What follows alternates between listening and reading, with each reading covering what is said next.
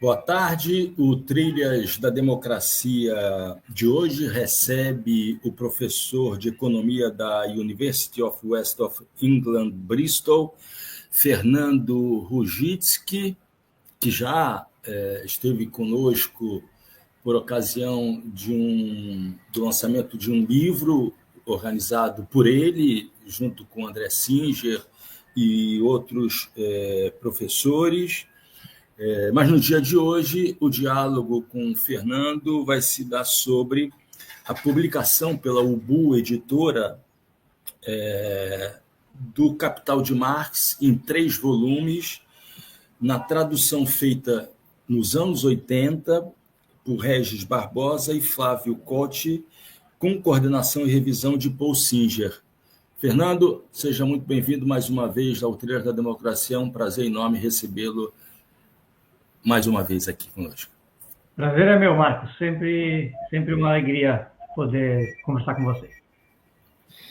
Fernando, eu começaria fazendo 3 perguntas para você desenvolver, a gente iniciar esse diálogo que tem a ver com essa questão das traduções, das edições, né? Você escreveu a introdução geral dos 3 volumes e uma série de sugestões de leituras contemporâneas em cada um dos volumes, para cada um dos volumes. Antes de mais nada, eis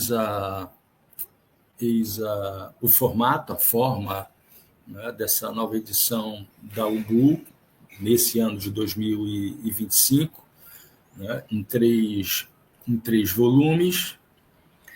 E, Fernando, eu começaria, então, com essas 3 perguntas. Em primeiro lugar, o que essa edição de 2025 traz de novo em relação àquela edição dos anos 80, à medida em que se mantém a mesma tradução, né, com os ajustes que eu peço que você diga como foi feito esse trabalho, né?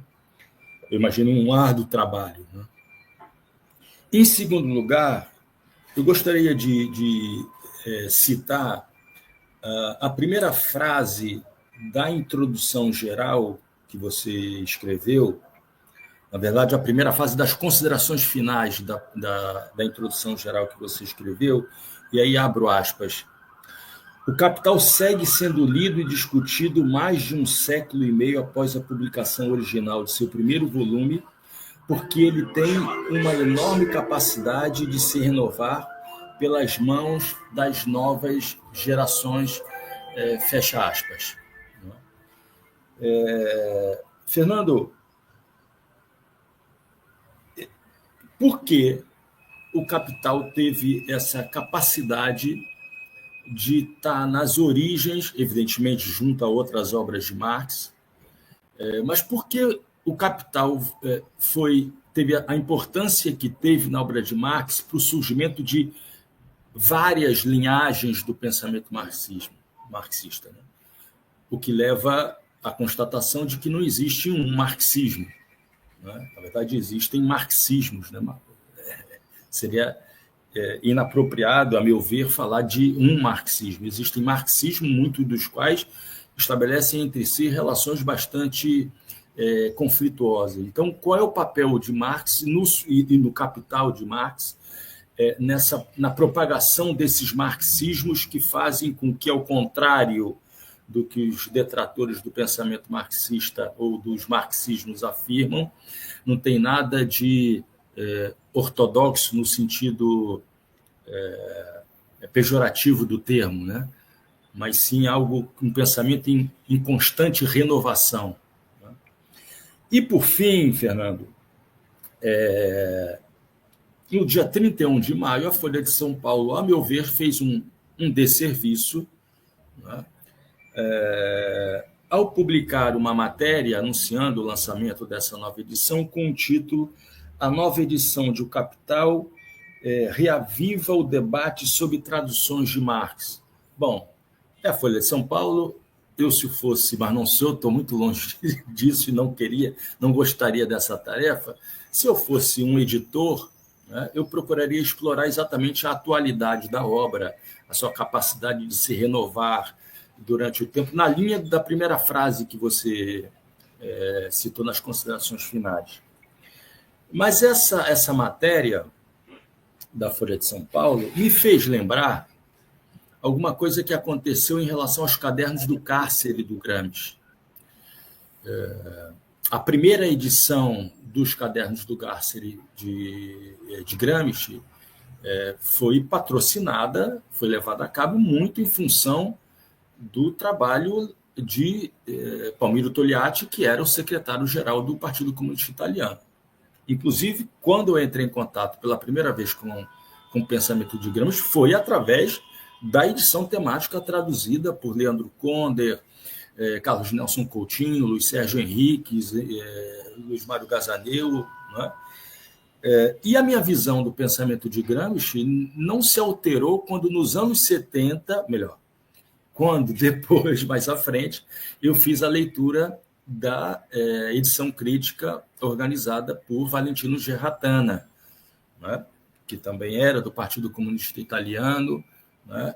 E essa edição foi incentivada dentro do âmbito do Partido Comunista Italiano. E eu me lembro do Gerratana ter afirmado que Gramsci não faria nenhuma restrição à edição temática de Togliatti. Gerratana afirma que aquilo que está presente na edição temática não desfigura os propósitos dos cadernos do cárcere de Gramsci. E eu passo essa pergunta a você. As várias edições existentes, vamos ficar no caso brasileiro, né? As várias edições existentes do Capital no Brasil, elas seriam responsáveis por uma mudança de leitura para aqueles que se aproximam pela primeira vez da obra de Marx? Ou isso é mais importante, essas traduções, elas, na verdade, são mais importantes para os especialistas, né, para uma análise mais preciosista da obra do filósofo alemão? Bom, acho que eu me alonguei muito nessas perguntas. Por favor, Fernando, fique inteiramente à vontade para responder da forma, na ordem que você quiser. Por favor. Tá ótimo, Marco. Obrigado de novo pelo convite. É sempre um prazer estar aqui contigo. Eu acho que vou pela ordem. Então, deixa eu falar um pouquinho dessa edição. Foi uma grande honra para mim participar dessa nova edição lançada pelo UBU. E não só para poder estampar lá o meu nome na introdução, que é, enfim, um privilégio muito grande, mas pela oportunidade de acompanhar relativamente de perto o processo de revisão da tradução. E eu posso confirmar que foi, de fato, um trabalho muito detalhado, imenso, muito cuidadoso, com o foco essencialmente em tornar a tradução mais consistente, mas também, ao mesmo tempo, mais acessível e a leitura mais fluida. Então, não é uma retradução, evidentemente, a base é aquela edição que muitos devem conhecer pela edição da Abril Cultural, né, na coleção Os Economistas, da Abril Cultural, mas a complexidade da obra que está sendo traduzida, a complexidade do Capital é tanto que, por melhor que seja aquela tradução, é normal que alguns termos sejam traduzidos de forma diferente, num volume no outro, num capítulo no outro, que algumas expressões que na época tinham uma tradução mais corrente no português, hoje são distintas. Então teve um esforço muito meticuloso, e eu sei porque eu recebi às vezes arquivos com todos esses termos aqui que estão nessas páginas, essas traduções estão sendo discutidas, vamos por aqui ou vamos por ali, e a gente foi discutindo de fato muito cuidadosamente o conjunto da obra. Essa edição Ou seja, Fernando, foi um trabalho coletivo. Foi coordenado pelo Flávio Cote, de novo, e pela Bibiana, que estava fazendo, Leme, que estava fazendo essa revisão pela UBU. Então, o crédito, sem dúvida, é de ambos, mas tive a oportunidade de também palpitar aqui e ali, e eu vi que era algo que a gente, o conjunto das pessoas envolvidas no projeto, estava discutindo com uma certa frequência. Só uma curiosidade, desculpa te interromper, Fernando, só uma curiosidade. Esse trabalho durou quanto tempo? Um bom tempo, viu? Acho que 1 ano e meio, talvez. Pelo menos 1 ano e meio. Desde o primeiro momento que eu ou talvez eu esteja me enganando, porque é 1 ano e meio desde que eu fui incorporado, comecei a escrever a introdução e comecei a receber de vez em quando essas consultas, mas é bem possível que o Flávio e a Bibiana estavam fazendo isso já há um tempo. Não sei dizer, isso aí teria que consultar com o pessoal da UBU. Mas então, eu concordo com o tom de uma das suas perguntas iniciais, de não ficar muito enfatizando o detalhe de como essa edição é melhor do que aquela e a disputa entre a qualidade das traduções. Mas uma coisa que precisa ser dito é que, em parte pela história intelectual da recepção do pensamento de Marx, da tradução intelectual crítica no Brasil, essa edição da Abril Cultural é muito decisiva, porque ela é uma edição que ela foi forjada num ambiente intelectual que é um pouco mistificado, mas que, enfim, ainda é fundante da reflexão crítica no Brasil, que é os seminários sobre o Capital, ali no meados dos anos 50, na Universidade de São Paulo, em que uma série de intelectuais de diferentes especializações disciplinares se debruçaram para tentar renovar a leitura sobre o Capital, pensar conjuntamente sobre o Capital e pensar, em particular, como o Capital poderia ser útil para a gente pensar os dilemas do Brasil, né?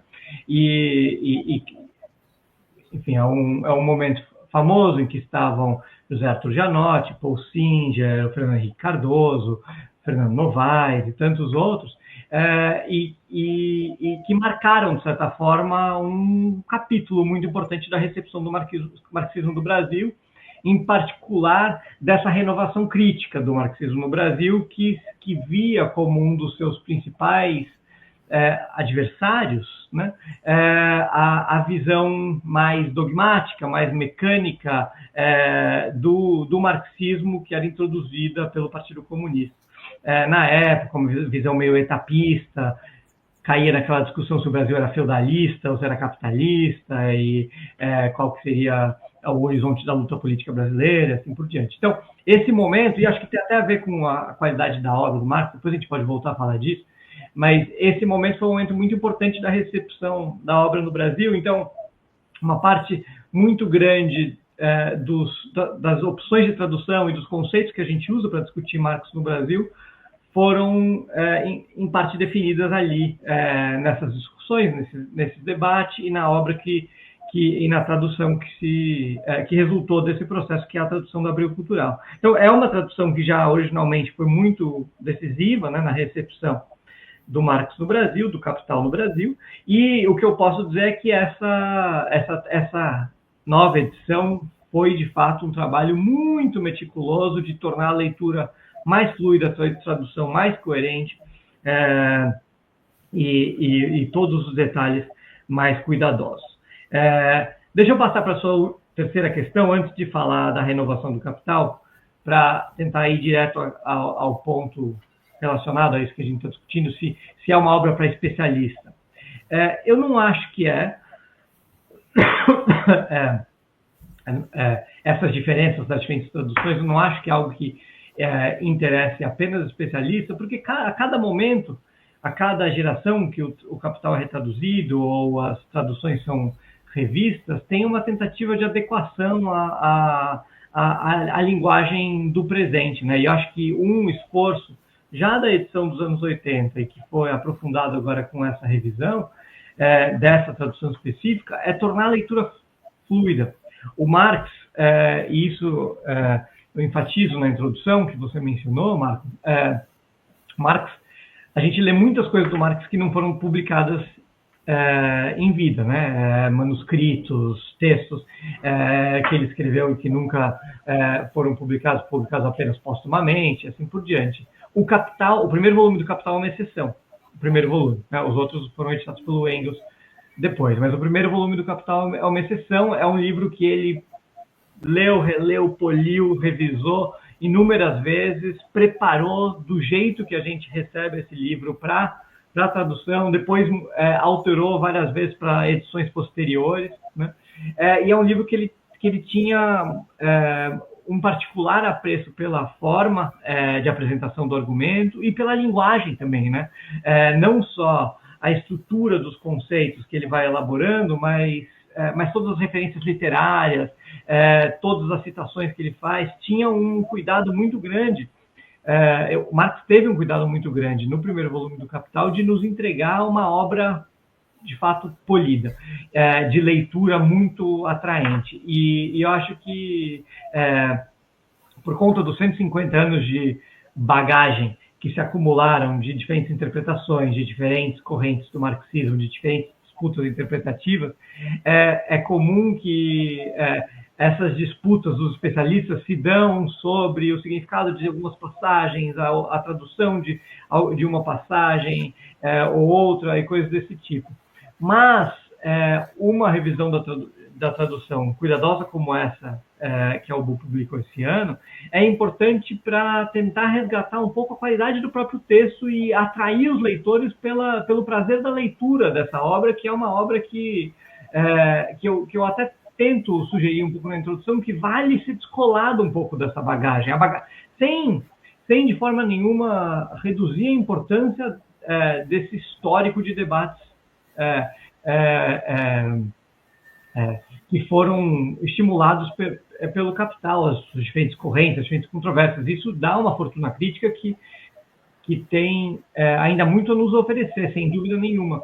Mas a obra em si, ela tem uma riqueza que às vezes é ofuscada, eu acho, por essa bagagem, e essa edição acho que é mais um desses esforços de valorizar uma leitura fluida, valorizar uma leitura acessível, em um cuidado da tradução, de tornar o texto o mais, seguindo, claro, o original, mas o mais próximo possível do leitor contemporâneo. Então, eu acho que claro, se perguntarem, mas então as pessoas que estão resolvendo ler o Capital agora no Brasil têm que escolher essa edição? Eventualmente elas podem ter um ótimo contato com o Capital pelas outras edições. Mas eu posso garantir que essa é uma tradução muito cuidadosa. Tem um detalhe que acho que interessa aos especialistas, que a gente vai discutir depois, que a gente pode discutir depois, sobre a tradução francesa, a edição francesa, mas depois a gente volta a esse ponto. Deixa eu falar então um pouco, para além da edição, sobre o trecho que você mencionou e sobre a renovação do Capital hoje. Né? Fernando, deixa eu só fazer uma lembrança, um comentário. Você falou da importância da coleção Os Economistas, né? Assim como foi de uma brutal importância a publicação da coleção Os Pensadores, claro, nos anos 80, né? No iniciozinho dos anos 80, né? Que eram vendidas em bancas de jornal. Né? E veja, quando você falou disso, eu me lembrei, evidentemente, quer dizer, meu pai trabalhava em restaurantes, minha mãe era datilógrafa, e por um acaso, né, como meu pai ia à banca de jornal diariamente, uma vez por semana, né, para, na verdade, comprar bilhete da Loteria Federal. E por conta disso, vejam as voltas que a vida dá, né? Por conta disso, ele sempre comprava, junto com o bilhete da Loteria Federal, ele comprava um exemplar da coleção Os Pensadores. Por conta disso, para usar a terminologia do Pierre Bourdieu, do Capital Cultural, né? Eu, filho de uma datilógrafa com alguém que trabalhava em restaurante, né? Cresci tendo na minha frente a coleção Os Pensadores, os vários volumes da coleção Pensadores e alguns volumes da coleção Os Economistas, né?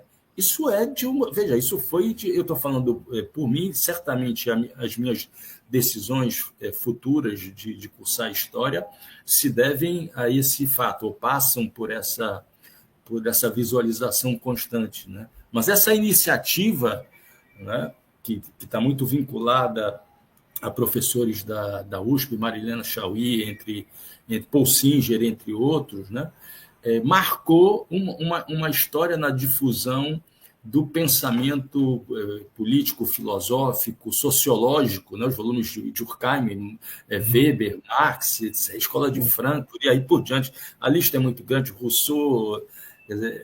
Então, eu gostaria de ressaltar isso para a nossa audiência, né? Houve um período em que esses volumes eram vendidos em bancas de jornal, né? Essa história é excelente, Marco. Eu adorei. A última vez que eu estava no Brasil, de férias, eu quis ir para a banca de jornal para comprar uma revista, e uma das coisas que eu percebi é que uma parte muito grande das bancas de jornal, pelo menos em São Paulo, que é onde eu estava, viraram lugares em que vende carregador de celular e coisas desse tipo. Não vende mais jornal, revista. Vende de tudo. Vende de tudo. Menos jornal e revista. E muito menos os livros da Abril Cultural.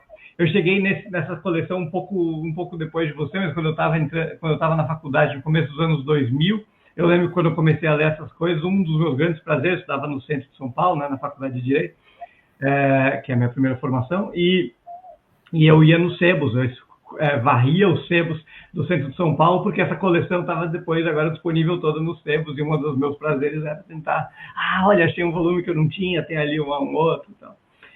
Mas foi muito importante na minha formação também os economistas da Abril Cultural e também alguns dos pensadores. Essa história é ótima.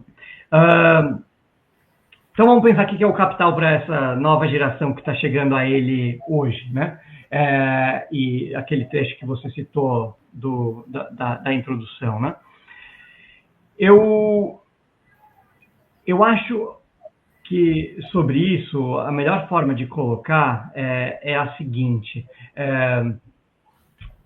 uma das grandes contribuições do Marx no Capital, e o Capital talvez difícil de argumentar que não seja a obra máxima do Marx, né? Onde ele, de certa forma, colocou todos os seus anos de reflexão sobre as sociedades capitalistas numa estrutura de apreensão dessa realidade muito completa, né? Claro que tem várias contribuições muito importantes do Marx nos seus outros textos, mas o Capital é essa obra muito importante. E a grande contribuição do Capital, ou uma das grandes contribuições do Capital, é oferecer uma forma de a gente apreender a lógica e a dinâmica das sociedades capitalistas. E o que é interessante, eu acho, para o leitor do Capital em 2025, é que o Marx, evidentemente, estava olhando para um capitalismo muito distante do capitalismo de hoje, certo? O capitalismo da era vitoriana, quando ele estava escrevendo o Capital aqui na Inglaterra, era um capitalismo com enormes diferenças em relação àquele que a gente vive hoje. Mas justamente pelo poder desse arcabouço conceitual, desse aparato teórico que ele construiu, vários desdobramentos posteriores que ele não poderia prever, de certa forma, são muito bem explicados pela obra. Então, talvez o aspecto mais decisivo a esse respeito é a sanha voraz, expansiva do Capital, né? A forma como ele fundamenta esse movimento expansivo do capital na própria lógica conceitual, tem uma manifestação presente muito clara, que é essa tendência de mercantilização de todas as esferas da vida, né? O fato de que a lógica das empresas privadas com objetivo de lucro, que trabalham com base no trabalho assalariado, que na época em que ele estava escrevendo, estavam produzindo roupas e tecidos para a grande maioria da população, estavam construindo ferrovias e começando a construir casas, hoje dominam cada um dos pequenos detalhes da nossa vida, né? Não só a alimentação, o vestuário, a moradia, mas cada um dos detalhes das nossas formas de lazer, a forma como a gente manda mercadorias de um lugar para o outro, e uma quantidade de mercadorias imensa que caracteriza as nossas vidas contemporâneas. Então, essa mercantilização da vida é algo que está lá, de certa forma, demonstrado como um impulso do capital e que acho que é muito útil ainda como uma forma de apreensão do presente. Mas desculpa, te interrompi. Não, ia só dizer um processo de mercantilização de todas as relações sociais existentes, né? Quer dizer, essa sanha que você faz referência é essa, de transformar tudo né? E tendo um valor de troca, né?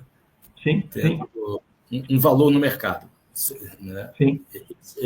Essa é a grande luta de todos e todas que pensam na necessidade de construção de outros paradigmas ético-políticos, né?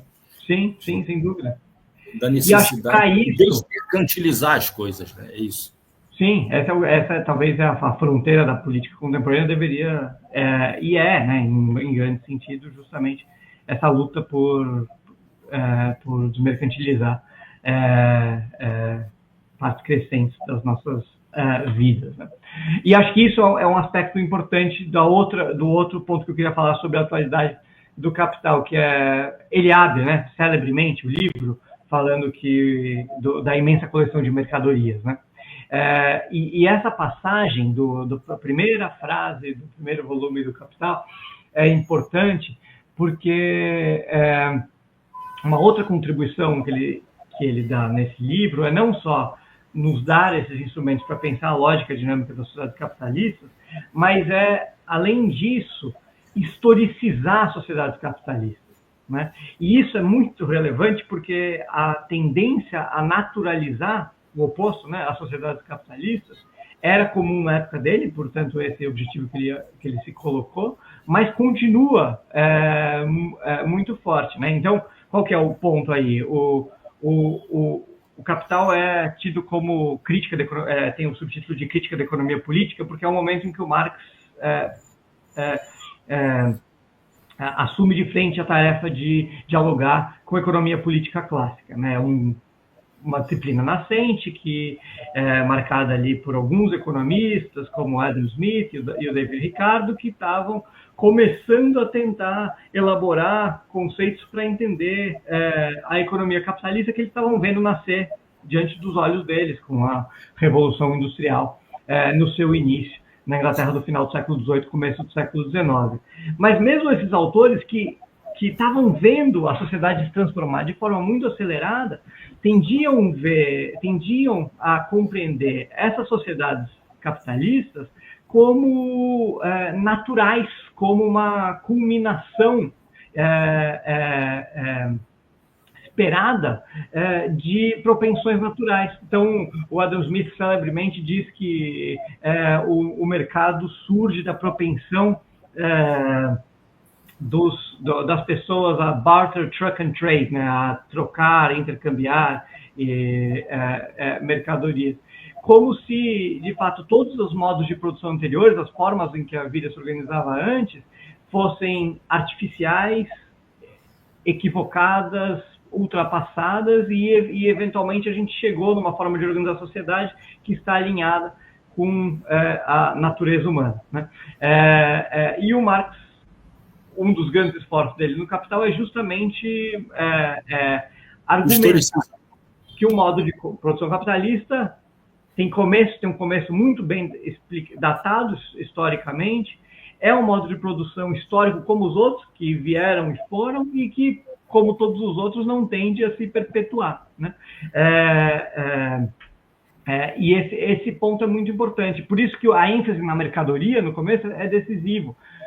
Como uma série de, depois, historiadores, antropólogos mostraram, ainda que mercados tenham existido há milhares de anos nas sociedades humanas, trocas de produtos aqui e ali, tribos que se encontravam e trocavam as coisas, os recursos que elas tinham disponíveis e coisas desse tipo.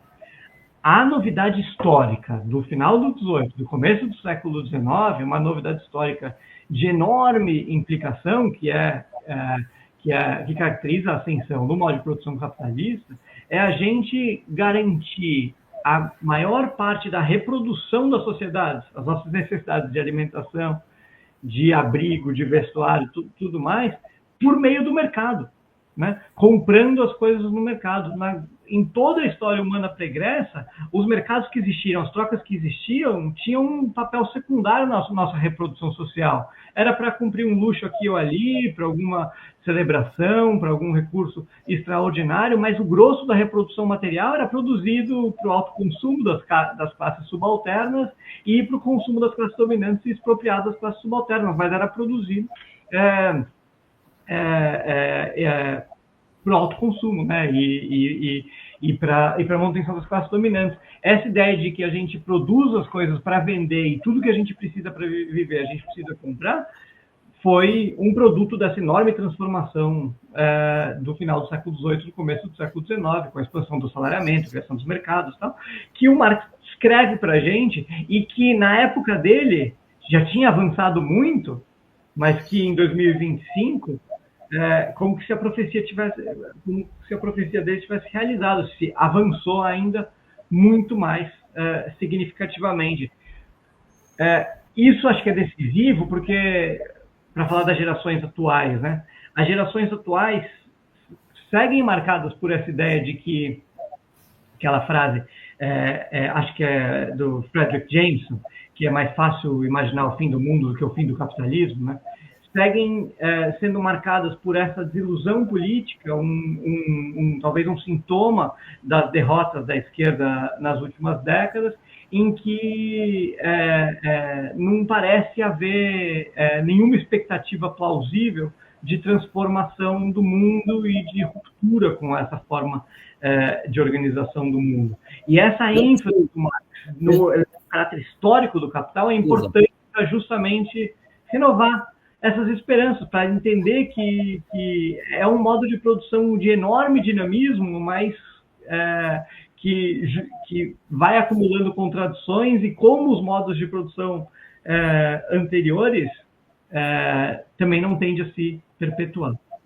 Fernando, você sabe que, voltando à coleção Os Pensadores, né, e foram dois grandes autores, dois grandes pensadores, dois grandes filósofos que tiveram o papel de fazer com que eu passasse a observar as coisas do ponto de vista da historicização, da necessidade de desnaturalizar as coisas. Anterior a Marx, que Marx conhecia, é Rousseau. Né? Quer dizer, o discurso sobre a origem da desigualdade entre os homens é uma obra de desnaturalização da desigualdade social. E o Capital se acaba de dizer a importância na afirmação do caráter histórico, não apenas do capitalismo, né?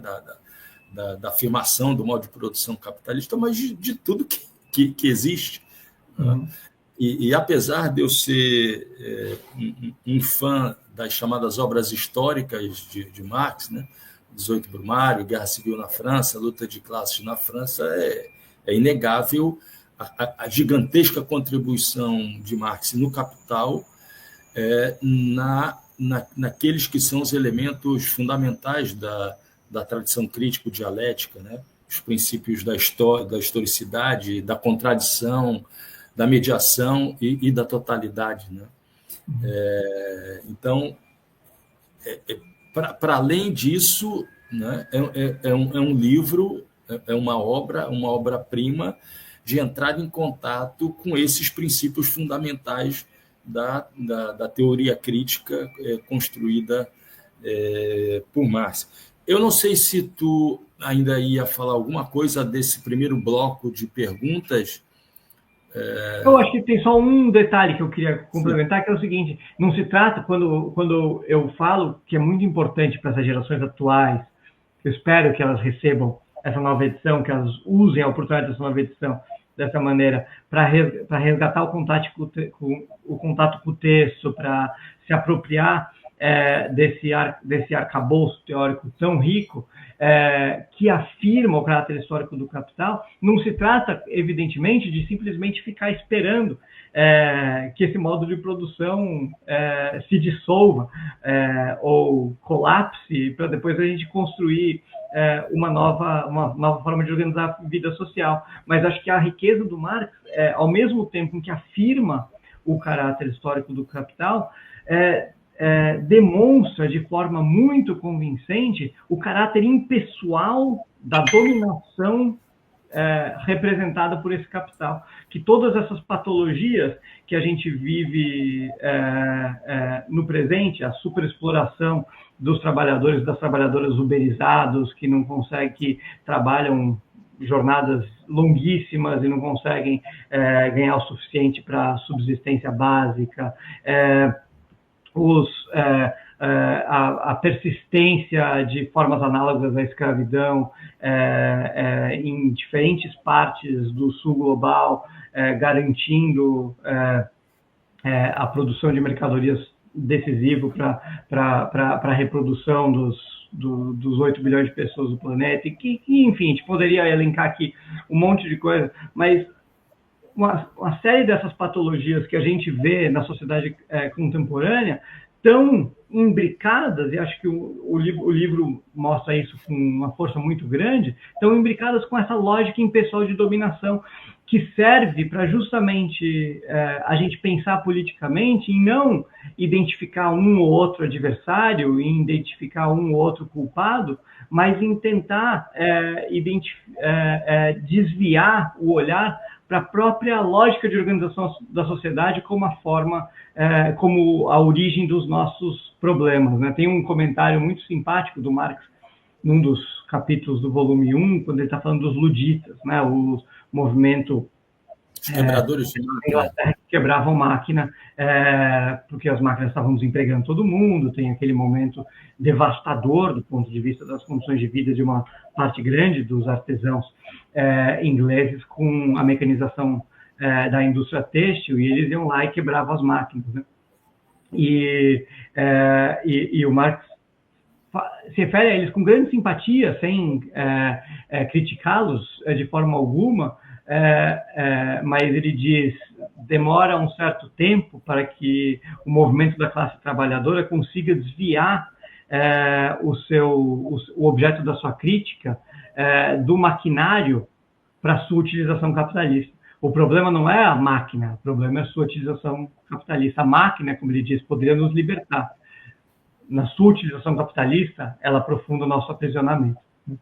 Então, essa orientação política acho que é muito importante, de focar na raiz da forma como a gente organiza a nossa sociedade, como a origem dos nossos problemas e o que deve ser colocado prioritariamente como que precisa ser combatido, resistido, disputado. Fernando, acho que você deu a deixa alguns segundos atrás para essa que vai ser a segunda parte, né, desse nosso diálogo, nesses 20 minutos que nos restam. Quando você falava das patologias existentes, né, do capitalismo contemporâneo, você falava dos trabalhos escravos, dos trabalhos análogos à escravidão, etc. Antes das considerações finais, na tua introdução geral, você escreve uma seção intitulada Periferias Capitalistas. Né? E fica claro nessa seção, né, o caráter não linear da obra de Marx, né? O caráter não evolucionista da obra de Marx, não obstante o fato dele e Engels terem citado, quer dizer, o famoso discurso de Engels no túmulo de Darwin, dizendo, e você cita também essa passagem, né? Quando Engels diz Darwin foi responsável pela descoberta das leis naturais, assim como Marx foi responsável pela descoberta das leis sociais, e isso acabou sendo utilizado como uma forma de dizer do caráter evolucionista da obra de Marx, né? Mas o que me chamou a atenção nessa terceira sessão da tua introdução geral foi a referência a um conceito que é importantíssimo na obra de Marx, que é o da acumulação primitiva de capitais. Né? E quando você mostra que as pesquisas recentes, e muitas dessas pesquisas recentes levadas a cabo por autores brasileiros, como Francisco de Oliveira, como o próprio Paul Singer, né? Que apontam, ou então fora do universo brasileiro, por Giovanni Arrighi, por David Harvey, né? Que procuram mostrar, para usar o termo do Chico de Oliveira que você utiliza nessa tua introdução geral, que a acumulação primitiva ela é estrutural e não apenas genética, ou seja, a acumulação primitiva não é alguma coisa que aconteceu nos primórdios do capitalismo, né, e depois teria desaparecido à medida em que o capitalismo começa a se reproduzir como um modo de produção. Ou seja, o caráter contínuo, né, dessa acumulação primitiva, o caráter estrutural dessa acumulação primitiva, né? E cita também Harvey e a ideia de acumulação por espoliação. Eu acho que só isso bastaria para dizer da importância não desse retorno, né? Quer dizer, não há uma ida e retorno, né? Mas Marx está sempre aqui, o capital está sempre do nosso lado, nos acompanhando, né? Evidentemente, quem está no campo da teoria crítica, né? Mas essas reflexões sobre o capitalismo do século XXI, ou se vocês quiserem, o capitalismo neoliberal, né? Esse estado penal neoliberal, para usar a expressão do Vacan, né? Esse período, quer dizer, a obra de Marx continua nos incentivando e eu acho que isso se relaciona com aquela pergunta feita logo no início, né, desse nosso diálogo, né, de uma fonte de inspiração constante para ir além de Marx no sentido de ir se historicizando, né, mas tendo como base um método comum. E eu queria que você falasse um pouco sobre isso, né? E como esse é um processo, de uma acumulação primitiva que não é apenas genética, é estrutural, não apenas em países que fazem parte do capitalismo periférico, né? Mas que se desenvolvem até mesmo onde você se encontra hoje, na Inglaterra, nos Estados Unidos, nos países do capitalismo central da Europa Ocidental, à medida em que a uberização se tornou um fenômeno mundial, a superexploração do trabalho pelas plataformas digitais, etc. Por favor, Fernando, nós temos 15 minutos aí, fique mais uma vez inteiramente à vontade para desenvolver essa questão. Vamos lá, Marco, obrigado, acho que é uma questão muito interessante. Deixa eu voltar um pouquinho para o capital. O Marx se ocupa quase o primeiro volume todo em entender a lógica de reprodução, de produção e de reprodução do capital, né? Mas aí ele chega num certo momento, no célebre capítulo sobre a acumulação primitiva, ele fala, bom, mas tudo que eu falei até agora pressupõe, como ponto de partida, que o capital já existe, que já existe o capital como relação, que já existe uma acumulação de poder monetário capaz de se apropriar de trabalho assalariado, de força de trabalho que é vendida como trabalho assalariado no mercado, né? Então, toda a história que ele está contando de produção e de reprodução do capital pressupõe que, na origem, essa relação está dada. E ele fala, mas não está, né? Não estava dado historicamente. Então, o capítulo sobre a acumulação primitiva é justamente esse esforço de falar, bom, mas então, de onde surge o capital? Como que a gente pode pressupor hoje essa lógica fechada de produção e reprodução contínua do capital? Se a gente pode assumir isso hoje, é porque em algum momento o capital se colocou enquanto uma realidade histórica, e como foi esse processo, né? E daí é um capítulo célebre, enfim, muito influente, em diferentes áreas da reflexão crítica, tal, em que ele fala, por exemplo, do processo dos cercamentos na Inglaterra, a forma como as áreas comuns que eram cultivadas coletivamente pelos camponeses vão sendo expropriadas, impedindo que os camponeses pudessem ter acesso a meios de produção necessários para a própria subsistência sem vender essa força de trabalho, e que, portanto, a criação do trabalho assalariado foi uma compulsão histórica, não só pelos cercamentos, mas por uma série de medidas legislativas e opções políticas violentas de justamente criar essa compulsão, essa obrigatoriedade dos trabalhadores venderem a sua força de trabalho e, portanto, constituindo assim a relação capital. Tornava os trabalhadores livres, em duplo sentido, como ele diz, né? Livres para vender a sua força de trabalho, mas livres dos meios de produção com os quais, se eles não tivessem livres, eles poderiam justamente garantir a própria subsistência. Então, esse capítulo é muito importante nesse sentido.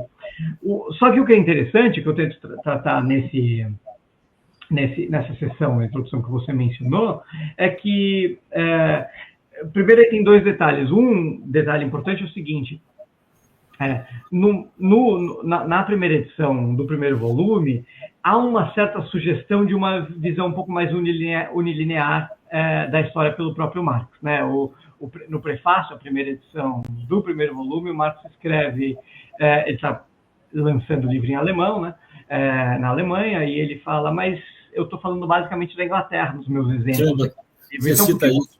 Você cita isso na introdução. Por que o público alemão vai ter interesse nisso? Eles podem falar, isso não nos interessa, é uma realidade de outro país, a gente é diferente e tal. E ele fala, de ti fala a fábula, né? A Inglaterra hoje mostra o que será a Alemanha amanhã. Então, se preparem, porque é nessa direção que vocês estão indo. Dessa passagem e outras da obra do Marx, se afirmou muito essa ideia de que ele via uma unilinearidade no movimento histórico. E na edição francesa, que ele então depois revisa pessoalmente muitos detalhes, e essa edição nova traz justamente uma tabela comparativa, essa passagem é um pouco alterada, justamente mostrando que, em contato com outros debates, em um estudo profundo da realidade russa, por exemplo, que ele vinha fazendo no fim da vida, ele começou a questionar essa caráter unilinear do movimento histórico e pensar que seria possível que as sociedades se transformassem de formas muito diferentes e não seguissem aquele mesmo roteiro. E isso foi importante porque, quando Marx é recebido no Brasil, e, na verdade, no conjunto da periferia capitalista, nos anos 60 e 70, você tem um movimento de grande renovação do marxismo nas periferias capitalistas para tentar compreender o que estava acontecendo em sociedades que estavam se industrializando muito rapidamente, né? E daí uma pergunta que se colocava nesse momento era, a gente está fazendo a nossa acumulação primitiva e a gente vai virar uma sociedade capitalista madura, qual que é esse processo, né? E as análises, acho que mais instigantes, mais frutíferas, mais interessantes desse processo, dessa revisão no começo dos anos 70, do Chico de Oliveira, do José Nun na Argentina, do Giovanni Arrighi olhando para o caso africano, dizendo que fala italiano, né, mas olhando para o caso africano, essas análises elas são muito renovadoras do marxismo para justamente explicitar o quanto o processo de proletarização, de criação do trabalho assalariado, de expropriação das populações nas periferias capitalistas tomava um rumo muito diferente. E isso foi importante, justamente rebateu nos países ricos. Por quê? Porque o que se mostrou com esse comentário que o Chico faz de que a acumulação primitiva não é genética, mas é estrutural, é que se mostrou que as periferias capitalistas combinavam o tempo todo o que a gente poderia chamar de exploração e de espoliação. Ou seja, uma apropriação do excedente pelos capitalistas, pela classe dominante, da forma convencional que o Marx escreve no Capital, certo? Empregando as pessoas que produzem mais do que lhes é devolvido como salário e, portanto, como lucro, capturando uma parte do excedente, forma convencional de exploração capitalista, com espoliação direta, ou seja, formas de apropriação do excedente não mediadas pelo trabalho assalariado, mas diretamente políticas, né?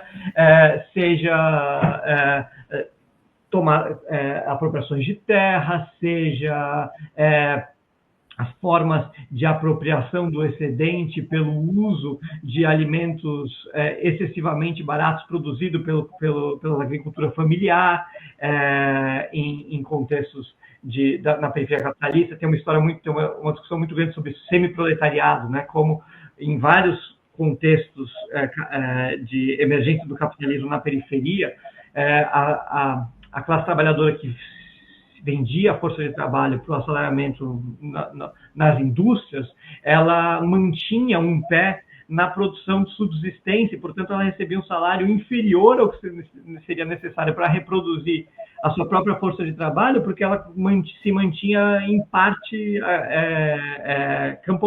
camponesa e, portanto, isso rebaixava a força de trabalho, o que garantia uma apropriação do excedente não diretamente via trabalho assalariado, mas diretamente política pela subalternidade imposta a esse conjunto de trabalhadores. Então, essa tensão, esse argumento de que se tem uma combinação permanente entre exploração e espoliação, voltou de forma muito rica recentemente em debates sobre os países ricos, como você disse.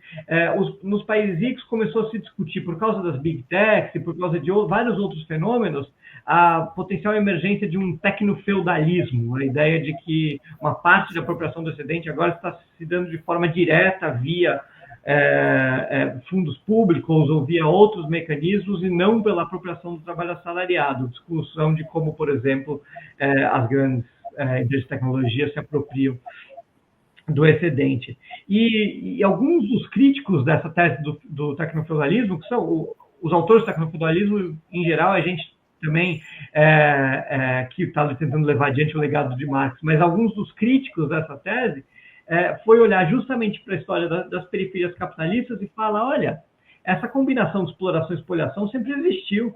Era aqui nos países ricos que a gente costumava achar que a espoliação foi uma coisa do passado e que depois a gente vive só a exploração capitalista, era só genética, era só um processo histórico. Mas se você vai para a periferia capitalista, essa combinação sempre existiu. Então, isso é talvez um exemplo. O debate hoje sobre o tecnofeudalismo é um debate muito ativo, né, entre o Yanis Varoufakis, o Cédric Durand, de um lado, e o Morozov, de outro, que escreveu uma crítica poderosa deles na New Left Review, desde o ano passado, 2 anos atrás. Esse debate hoje é talvez um exemplo de como o capital segue se renovando. Ideias do capital, discussões colocadas pelo capital, que, vistos da perspectiva da periferia capitalista, foram renovados e injetados com nova vida, né, e levaram a novos insights, novas descobertas, novas ideias, hoje são apropriados por intelectuais que estão no centro do capitalismo, discutindo aspectos que são mais importantes, talvez até no centro do capitalismo do que na periferia, mas que as ideias da periferia ainda ajudam a renovar. Então, quando eu falo na introdução que eu espero... Fernando, não se trata apenas de um processo de brasilianização da Europa, né? Como foi uma primeira reação do Ulrich Beck. Sim. Tem essa discussão forte, sim. Eu acho que acho que às vezes até produtivo esse caminho, mas sem dúvida, eu acho que o que se revelou nas últimas décadas é que a realidade capitalista do velho centro rico, né, dos países da Europa Ocidental, dos Estados Unidos, que se considerava o ponto de chegada do desenvolvimento capitalista. A gente vai conseguir, eventualmente, se a gente se desenvolver um mercado de trabalho completamente integrado, com legislação trabalhista funcionando, com jornadas limitadas, salário mínimo, férias remuneradas e coisas do tipo. Na verdade, foi uma exceção histórica muito particular e que a norma que volta a se efetivar no próprio centro capitalista e que sempre foi a regra na periferia, é a norma do capital fugindo a qualquer limitação à sua capacidade de expropriar o excedente, direta ou indiretamente, com a mediação do trabalho assalariado ou sem a mediação do trabalho assalariado. A precarização do mercado de trabalho que está acontecendo numa velocidade muito acelerada e muito assustadora no velho centro rico do capitalismo mostra que o capital, de fato, as sociedades capitalistas são, de fato, como regra, muito mais parecidos muito mais parecidos com o que sempre foi a realidade nas periferias capitalistas do que com aquele período excepcional vivido no imediato pós-guerra. E, Fernando, a gente poderia também... Evidentemente, o programa está chegando ao fim, mas a gente poderia marcar, após as suas merecidas férias, uma outra discussão, que isso ocorre também no que diz respeito ao desenvolvimento da democracia, né? Quer dizer, a ideia de que nos países do capitalismo central, da Europa Ocidental, dos Estados Unidos, né, haveria uma democracia consolidada e que nós estaríamos sempre numa democracia falhada, né? E o que se percebe hoje são vários analistas dizendo do Brasil como um exemplo, né? Num certo sentido, o próprio Levitsky, como as democracias morrem, de que a democracia brasileira está se mostrando mais forte do que nos Estados Unidos da América, né? Vamos torcer para que ela se revele mais forte mesmo, né? E até quando isso vai durar. Mas acho que, sem dúvida, o debate sobre capitalismo e democracia é um debate que mereceria todo um outro papo adicional e uma outra discussão, porque é uma relação para lá de tensa. E teve um momento em que os ideólogos do capitalismo consideravam que as duas coisas andavam unidas. E acho que está cada vez mais difícil de manter essa posição, né? Fernando, a gente está chegando ao fim desse Trilhas da Democracia. Eu vou exibir de novo aqui os 3 volumes publicados há pouquíssimo tempo, agora, no ano de 2025, da Ubu Editora. Você escreveu a introdução geral, foi feito não sei se o termo é esse, ajuste, qual é o termo mais apropriado da tradução?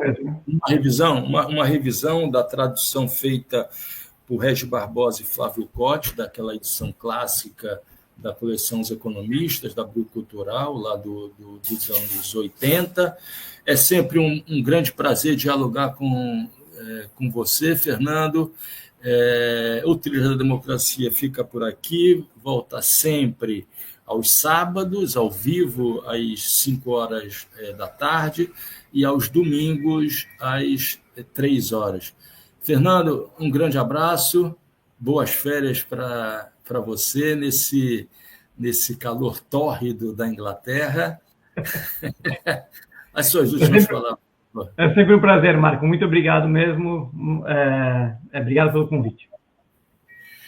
E o Trilhas fica por aqui. Até uma próxima.